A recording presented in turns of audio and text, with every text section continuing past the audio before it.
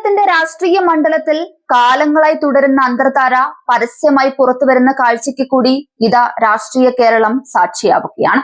അഴിമതിയുടെയും ക്രിമിനലിസത്തിന്റെയും കാര്യത്തിൽ CPM-ഉം കോൺഗ്രസും ഒരേ തൂവൽ പക്ഷികളാണെന്ന് തെളിയിക്കുന്നതാണ് ആലപ്പുഴയിലെ രാഷ്ട്രീയ നീക്കങ്ങൾ.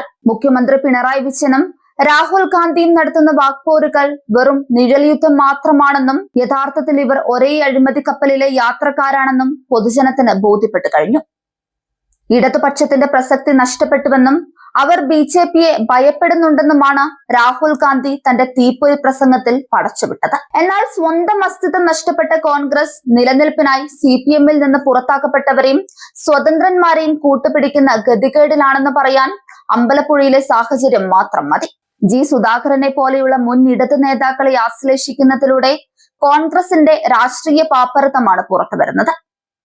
കേരളത്തെ നരക കേരളമാക്കി മാറ്റിയെന്നും ക്രിമിനലുകൾ വാഴുന്ന ഭരണമാണ് നടക്കുന്നതെന്നുമുള്ള മുൻ മന്ത്രി സുധാകരന്റെ വെളിപ്പെടുത്തൽ പിണറായി സർക്കാരിന്റെ മുഖത്തേറ്റ കടുത്ത പ്രഹരമാണ്. മയക്കുമരുന്നിന്റെ തലസ്ഥാനമായി കേരളം മാറിയെന്നും കർഷകർ ദുരിതത്തിലാണെന്നുമുള്ള രാഹുൽ ഗാന്ധിയുടെ വാക്കുകൾ ഭരണപരാജയത്തിന്റെ സാക്ഷ്യപത്രമാണ്.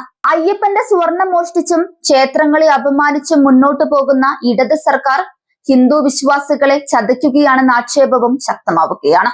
മുഖ്യമന്ത്രി പിണറായി വിജയനെ കേന്ദ്ര ഏജൻസികൾ തൊടുന്നില്ലെന്ന് രാഹുൽ ഗാന്ധി ആക്ഷേപിക്കുമ്പോൾ ഇത്രയും കാലം കേന്ദ്ര സർക്കാരിനെതിരെ വ്യാജ ആരോപണങ്ങൾ ഉന്നയിച്ച കോൺഗ്രസ് ഇപ്പോൾ BJP-യുടെ സഹായം അഭ്യർത്ഥിക്കുന്ന വിരോധാഭാസമാണ് കാണുന്നത്. സാധാരണക്കാരായ ഇടത് സ്ഥാനാർത്ഥികൾ എങ്ങനെ ഇത്രയും സ്വത്തുണ്ടാക്കി കോടീശ്വരന്മാരായി എന്ന ചോദ്യത്തിന് പിണറായിക്ക് പറയാൻ മറുപടിയില്ല. വോട്ട് ബാങ്കിനായി ന്യൂനപക്ഷ പ്രീണനം നടത്തുന്ന ഇരു മുന്നണികളും കേരളത്തിലെ ഭൂരിപക്ഷ സമൂഹത്തെ വഞ്ചിക്കുകയാണ് ചെയ്യുന്നത്. രാജ്യാന്തര തലത്തിൽ ഭാരതത്തിന്റെ യശസ് ഉയർത്തുന്ന നരേന്ദ്രമോദിയെ വ്യക്തിപരമായി അധിക്ഷേപിക്കാനാണ് രാഹുൽ ഗാന്ധി ശ്രമിക്കുന്നത്.